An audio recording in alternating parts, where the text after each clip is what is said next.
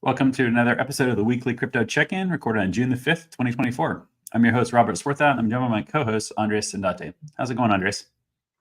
Good, Robert. Welcome back. I know you've been traveling last week and over the weekend, so hopefully it went well. Went well. I was out in Austin, and it's warm out there. Apparently, it's not as warm as it's going to get. Some of the Austin locals were telling us that there's days above 100 consecutive streaks probably about to start here. So yeah, it's here in Atlanta recently having relatively mild temps. Right. Right. Well, crypto was the topic of Austin, I guess. But I think the last time we recorded, I mentioned, hopefully get some good barbecue. So before we jump into the weekly crypto check-in, I'm curious if you had any good food in Austin. Yeah, we one of the nights we went to Terry Black's, which I believe we attended when we were there a year ago. Mm-hmm. It's quite good. The part that kind of surprised me about it is when we were standing in line, I was looking and it said established in 2014. It's like one of the top rated places in Austin. Like, how did something come out of nowhere in 2014? You think this would have been like established in 1964, not 2014? Yeah. I don't know. Kind of interesting little tidbit there. So all the people that started in 64 sold out in 2014 and maybe it's new management moved out to the hills and restarted with all the California people moving out to the hill country. True. So they're probably on their second or third vintage. Yeah. Well, cool. So, man, once again, we start this week's headlines with politics. So yeah, and I wouldn't be surprised if we touch on politics almost every week from the remainder of the year. Unfortunately, it's not my most favorite topic, but it certainly is driving news right now. So, Biden vetoed the SOB 121 repeal that the House, the Senate, with overwhelming bipartisan support, voted to send to the president, and he vetoed it at like 5 p.m. Mm-hmm. He did threaten early on in the process before it had passed the Senate that he would veto it. I think there was sentiment and belief that maybe he had changed his opinion because before he got a chance to veto, he said that he was for the FIT 21, which we talked about last week. So that's a whole framework regulatory thing that needs some work, but at least it's like an initial start for crypto. So it was like maybe the Biden administration had changed their tune. Maybe they had seen the light of sorts, and then he vetoed. So. I don't know. It's disappointing. So I immediately had to go look. I was like, what happens when the president vetoes? Who gets to vote? Right. I know that there's a process. Well, it goes back to the House, right? And it goes back to the House with a 2/3 majority. 2/3, exactly. Yeah. So the House, I don't think was it 2/3 initially, but it doesn't seem like it would be too far away because it did have all the Republicans plus I think like 70 Democrats. So I don't know the exact math there, but maybe they can rally and get that done. So we'll see. And again, SOB 21 was all about banks holding on the balance sheet crypto custody for their clients and kind of having to hold it as a liability. So I don't know. Time will tell. You can probably hear disappointment in my voice. I was so excited. It felt like we were moving, and then there might be. Speaking of, you were in Austin, the consensus conference was in Austin, but it felt maybe like we were going to start to see some bipartisan and some consensus around like sensible legislation. And, you have the ETFs getting approved or at least, pending. We're going to talk about that here in a minute. You have the Bitcoin ETFs trading. It's like you start to feel like the market and the dynamics in DC are moving in favor, and certainly a healthier environment and backdrop than it was 2 years ago, 3 years ago. But then you have this, like I told you offline, I think there's a lot of folks out there that, are suspicious of the White House position on crypto. And is this driven by politics? Trump really had first mover advantage several months ago in terms of adopting a pro crypto stance. Right. And now you're seeing a little bit more offense on the part of, the Democrats. And according to what you read in the headlines, when you dig in, there has been a lot of outreach to the crypto community about what would sensible legislation look like, et cetera. Okay. Whereas before, it was like death to crypto, Mhm. a couple of years ago when, Biden's White House issued the um, basically this, directive Mhm. that crypto is awful and terrible. So Yeah. yeah, it's anybody's guess, but I think you're right. We're going to see a lot of these headlines over the next 6, 7 months. And it's, I was in a conversation this earlier this week, and somebody was like brought up, all this anti-crypto stuff and this Saab 121 stuff is largely the brainchild of Elizabeth Warren. And they were like, if you really look at her platform, she is all anti something, like anti big Mm. bank, which ironically is hurting Saab 120. The Saab 121 actually like is hurting the big banks, but also hurting crypto. In her mind, crypto is bad. So you can make the argument that she should let Saab 121 go into the big banks, so it would hurt them. Yeah. But obviously, that's not the way it's working out right now. But Yeah. she's rarely for something, Right. and she's Well, what largely gets clicks and what gets headlines is her taking on from that progressive yeah, position, like taking on big industry, taking on, right. Wall Street, taking on, pick your industry, and Mhm. it's I don't know, for me, like I don't follow politics probably as closely as you do when it comes to crypto, but one thing Yeah, that I do is I try to um get a better read on and a better understanding of like what are the motivations behind, right. whether it's a bunch of guys are giving money to these PACs, which we're going to talk about, or Mhm. and I think that's the investor in me is like coming at things from the standpoint of like objectively, Sure. what are the merits, and what's the investment case? And I'm always like, what's her case? What's her agenda? You can't just rail about a topic and be against it when tens and eventually hundreds of millions of people worldwide are going to use crypto. You have to start to have a conversation about what is sensible, reasonable, whatever term you want to use, Right. like legislation look like, So Yeah.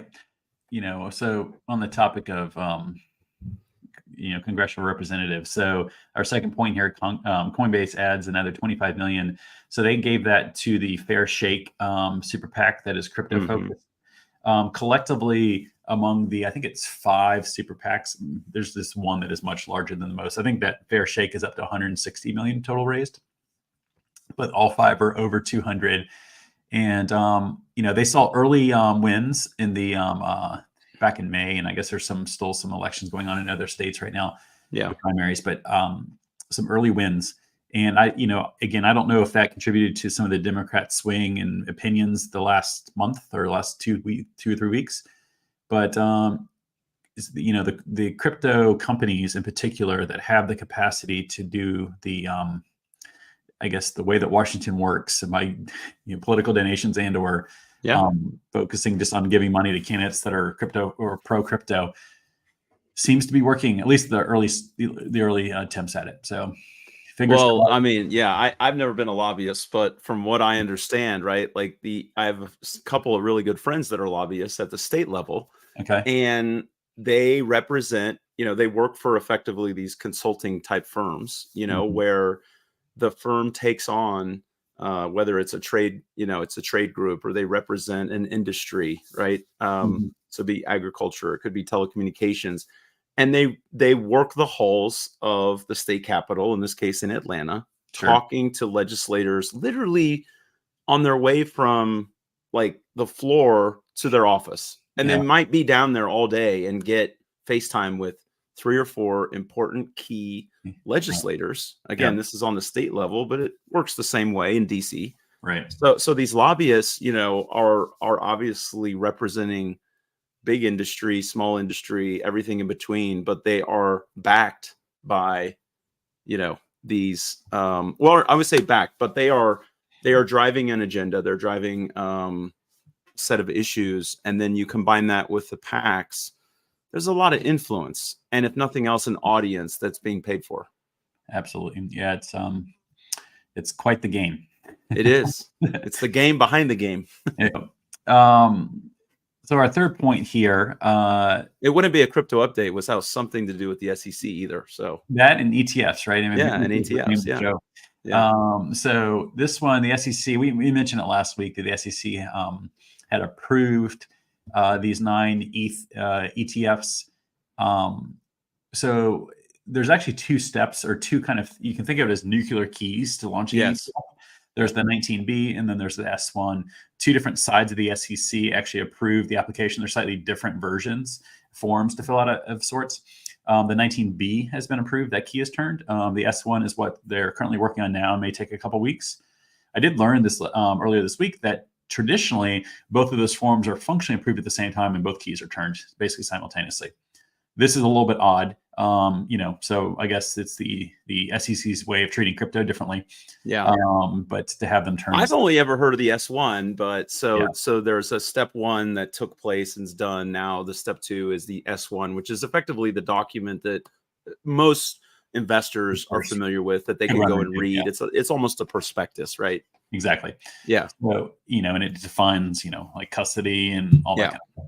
So, it's just interesting to kind of hear that, admittedly, I'm curious about learning. And this is something I like learning about. I just wish I could learn about it in a maybe more, I guess, what I consider more fun way than having to talk about it in a news cycle like this. But yeah. But the headline was that the SEC came back to the issuers and their attorneys and said, get them ready to go. Get them being the S1s. Get your prospectuses ready to go.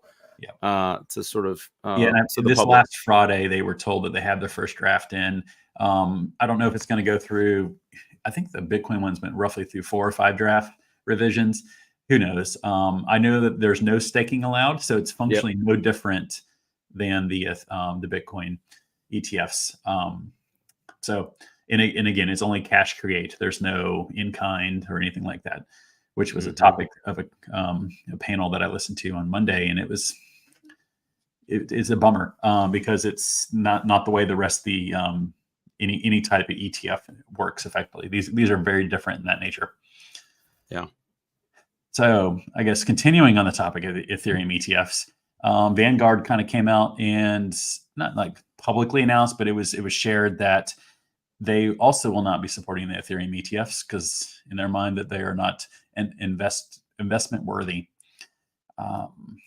They're entitled to whatever opinion they want.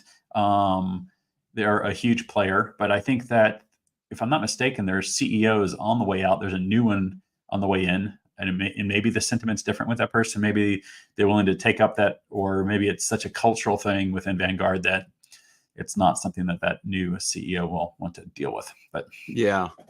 I mean, look, I don't know if it's cultural. It's they are clearly one of the largest index and ETF issuers and providers, along with BlackRock and, so Fidelity and Invesco and a handful of others. And I would say they probably do reputationally have a more stick to your knitting. They were one of the later groups to come out with robo advising and robo investing, for example, when many other, do-it-yourself platforms were early. So when they do things, they tend to be, I would say, a little bit more like Apple, and not in the cultural sense, but in the sense of they may not be the innovator, they may be the late adopter and then take it to the masses, if you will, if that makes sense. Sure. Yeah, absolutely. Yeah. So it's, there's different ways they could approach this. They could be setting, safeguards in place. Like I might use the example, this conference I was at, a gentleman from Mass Mutual's there. So the insurance company, right? Very much an old company, in many people's eyes, probably a slow moving ship. Yeah. They are literally working on finishing their policies so that there's roughly 7,000 advisors can be selling Bitcoin ETFs probably by this fall. Yeah. They're going to allow up to a 5% allocation. So there's a guardrail. And if it runs up to 10% of the portfolio, they'll force a rebalance. Those are very aggressive numbers. Yeah. So I guess kudos to them for being maybe forward thinking in that sense. But it's kind of the contrast of what we're just talking about here with Vanguard. It's kind of like, no, you can't touch it at all. Well, Yeah, you could put well, guardrails around it. yeah, you could, Yeah, and you could allow people to start to tiptoe, if you right. will. But here's the other thing, and as somebody that's now a wealth advisor, Hmm. um, the the industry of financial advising, financial planning, wealth advising is the term is often used graying, right? It's an older demographic, Yep. and there's a need for younger, more diverse advisors, right? The Hmm. country is needing to produce more CFPs and just more people to manage people's wealth. And that's because we have a growing population. We've got more retirees. We have more people that have came out today in the Wall Street Journal, more investment income than ever before, record amounts. Yep. So you have all this wealth, and whether you call it wealth or just retirement savings, you have all this capital that needs to be managed. Well, when these people are retiring, whether they retire at 60 or 70 or maybe even a little later, since financial advising largely is a job you can do, Hmm. probably largely into your 70s with technology, Right. or even later, the reality is you need younger advisors. And where I'm going with this is, if you're trying to recruit somebody that is making a decision about a career at 20 or 30 years old and saying, you can't use alternatives, you can't use crypto, you can't do, you Right. can't do, you can't do, it's like, that person has grown up, over the last 10 or 20 years with access to everything in their pocket via phone. Right. And they're going to want to have access to crypto. They're going to want to have access to alternatives. They're going to have access to all the solutions that they can, offer to their Mhm. friends. So to me, we're going to just continue to see more of these firms like Mass Mutual, which on the surface, you look at them, they're 150-year-old insurance companies, Right. and they're recognizing like to compete, I think, for advisors Yeah. and to be thought of by their peers as, modern, Yeah. you have to embrace non-traditional strategies. Yeah, and, even if you think about it from a pure, like, almost selfish standpoint from the business, they basically bill on AUM, right? Right. Like, you don't want held away money. Like, Right. Like let we them buy talked it. about. Yeah. Yeah, let them buy Yeah. it within the portfolio, and then you get to charge on it. But, like, Right. please Yeah. keep it away. We don't think it's good to invest type mentality. Yeah. So So, Vanguard will not be playing in the sandbox yet, but there's a lot of other players, I think, is the takeaway. yep, yep, and, it's not on this bullet point, but, the Wisconsin, Investment board. investment SWIB. board, Yeah. yeah, State of Wisconsin Investment quite Board. Yeah. quite famously announced that they have a bunch of Ethereum, excuse me, Bitcoin ETF Bitcoin. holdings, Yeah. and they are, I think, one of the five big ones that people tend to look to. So maybe that is, that gives the clarity or the leeway for other investment advisors to kind of do what their peers are doing, especially if Mhm. it's one of the big five. So that was big news that Yeah. it really should be on a bullet point here, but I missed it, and it came to mind, so thought I would mention it. Yeah, we talked about that briefly, that some of these public filings are coming out about who owns what, and some of these large institutional investors are subject to what are called FOIA laws. So Yeah. with the requirements in different states are different, but I would expect to see more of the, at least the public investors, the Mhm. the public pension plans that are subject to reporting for transparency, governance reasons, to start to talk about whether they do own crypto or they don't. And even if they don't own crypto, what I'll be watching for, Robert, is what is the conversation at the board around crypto? And Right. even if it's we're not ready or we're not gonna start investing, Mhm. I think they're gonna at least be having the discussion. Be curious to see what those minutes look like as they can start to come out for the second and third quarter of this year. Yeah, that will be pretty fascinating. So our next point, so USDT, the stablecoin, may not be MiCA compliant. MiCA is the regulation framework that's put in place in the EU that member states are currently adopting. And I believe Hmm. by the end of the year, it has to be fully adopted, if I'm not mistaken, but relatively soon. And this kind of flew under the radar a little bit. I didn't see it in tons of crypto news, but this a gentleman, he's he's speaking for the European Secretary General on for blockchains. It's some kind of like technology position. He basically is quoted as saying Tether won't be in Europe because it's not MiCA compliant. My guess is because there's not enough oversight. Tether is probably the world's most profitable business on a per employee basis. Right. And maybe they're going to milk that as long as they can. And they have certainly made attempts at becoming more transparent, but they're nothing compared to what you might see from Circle for USDC. And it's the biggest stablecoin. So if somehow that couldn't touch Europe, I wouldn't be surprised if somehow the US latches onto that and kind of does it. And that's only good for Circle. At the end of the day, it's not really going to be helpful for anyone else, but or and anyone else. Is the idea behind this that they're asking for what are the underlying holdings? Or maybe you have to be certain kinds of audits. I mean, because to date, my understanding is Tether has only done personal audits. They haven't done an outside audit, which personal audits don't count.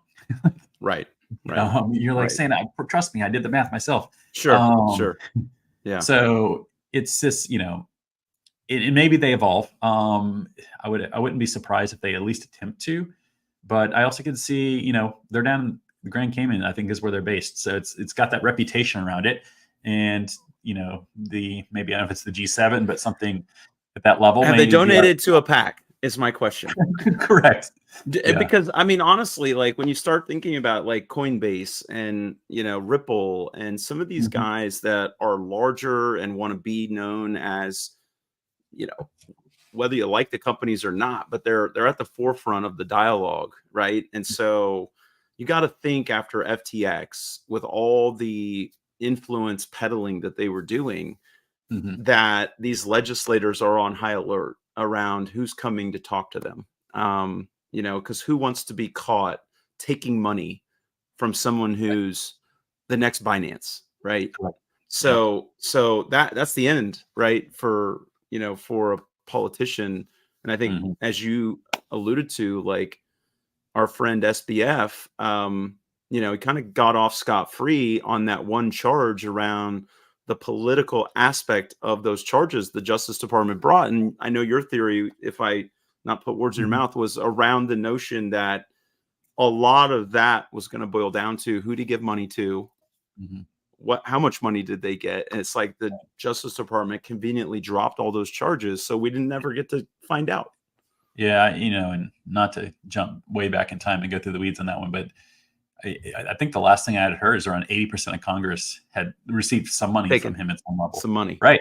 Yeah. Right. So 80%. Nobody there wanted to talk about that. Let's just get rid of that charge. Let's just move on. So, and even the 20% that didn't want to piss off the other 80%. Right. Oh yeah. They're all members of the same clubs at the end of the day. So so in any case, well, this will be one to watch because obviously Europe and Asia have been at the forefront of adoption and being, more progressive and more welcoming of crypto and this space. So we'll be following Tether here over the next 3 to 6 months to see if they decide to play ball.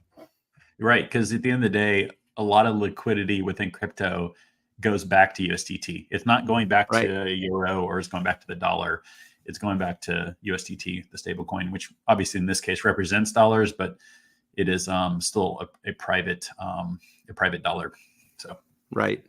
And one quick final question on this before we go to the state of RIA education to wrap up. If let's just say a company wanted to accept payment in the form of stablecoin, can they choose to say, I want Tether stablecoin or I want Circle stablecoin?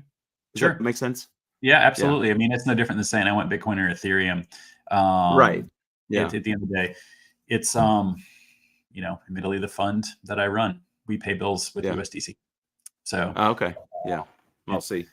I didn't want to lead the witness, but I was just curious when you get down to having competition amongst these stable coins, and if they're all pegged to the US dollar and they're all supposed to be uber safe and uber liquid, and but at the end of the day, when you like start to peel it back and pull the curtain back, like clearly the folks in Europe in terms of governance, MiCA compliance, there's something causing this, So yeah, and you could maybe squint this whole MiCA comment from him and be like, maybe because they certainly, Europe and the EU are working on their own Their CBDC. own, right? Right. So maybe this is certainly competitive in some sense. Certainly So buys them more time. right. This may be a shot across the bow, Yeah, of yeah. sorts, or maybe nothing at all. But you certainly Well, can. I can only personally relate to when I lived in Italy, and when I arrived there, we were on the lira in Italy, and it was in 2001, and you had all these old coins, and the exchange rate was so ridiculous. You give $100 US and get all this money, right? It's Mhm. just like Yeah. physically a lot to carry around, and stuff would cost like 50,000 lira. And you're like, it's just for a person in the US, like going over there, 22 Right. years old. I don't even know what that means. Um, and then they switched to the euro while I was there, Mhm. and the Italians adopted it. Not all European countries did, but they did. And then it kind of just started to feel more like carrying Mhm. US dollar currency. You had the 100, Right. you had the 20, the 5, the 1. They used coins. So it was interesting, kind of parallel between where things are in Europe now with stable coins and their adoption. Because in Europe, it's notoriously difficult to get Mhm. pan-European buy-in and commitment. Oh, So absolutely. Yeah. So, all right. The last state of topic here, RIA education. education. So I had the opportunity to be a fly on the wall for the last Monday and Tuesday, at a conference that was directed towards primarily RIAs that are curious about crypto, want to add crypto into their practice, and that kind of thing. It was put on by DAC-FP, which is the I guess the body. I mean, it's a private company, but that it deals with education for financial advisors. They have a certification that can put another acronym at the end of your name if you Yeah. that's a type of situation. I went with in hindsight, I went with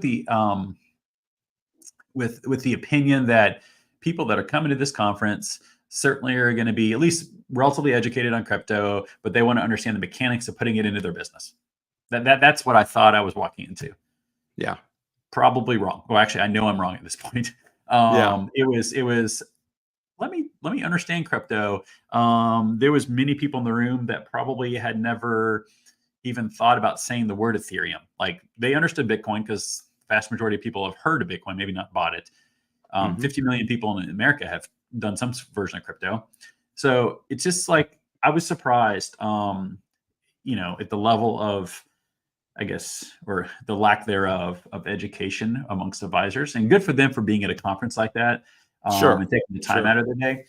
But we are so far away from the masses. In some ways, the masses probably know more about crypto than their advisor. You Yeah. probably can look at the math and say that's probably works out that way. Um, but it's a little disheartening knowing that those are the gatekeepers for people's investment advice, and this is how it works. And in a lot of ways, this is the same problem we have with Congress. They're trying to write laws for something they don't understand, versus trying to make Yeah. investment decisions based upon it. So Yeah. it's Well, we're you raise early a in the lot game. of yeah, you raise a lot of really good points, and we don't have a ton of time left. But I think one thing about RIAs that listeners need to understand is RIAs, if they're subject to SEC oversight or they're registered with the SEC or the state, wherever they're based, have a fiduciary obligation. Fiduciary basically boils down to do no harm, right? Correct. Yep. um, a standard that is different than if that individual is not a fiduciary and in Mhm. some cases maybe is registered, but they're under a regime called FINRA, which we've talked about, Yeah. and they have more of a suitability. They still shouldn't do harm, but there's a Sure. different legal definition. And one of the things about that do no harm, the point I'd leave you on is do no harm means you better understand what you're putting in your You're client's portfolio. right. So if they don't understand it, the chances they're going to recommend it are Mhm. pretty slim to none because then they're, liable. So it'll be interesting to see how much education these folks decide, these RIAs decide to Mhm. pursue and embark on, Yep. because the client is going to expect them to be up to speed. Mhm. Absolutely. There was one of the panels that that happened. There was a guy there from a firm that said they've had it, the ability for clients to be able to buy it through an SMA, so separately managed account, for about a year now. And now they're starting to do ETFs that they're available. But he said that they were a new firm because they kind of reincorporated by bringing a couple other firms together. And they had their first SEC, I guess, review after 12 months or something like that.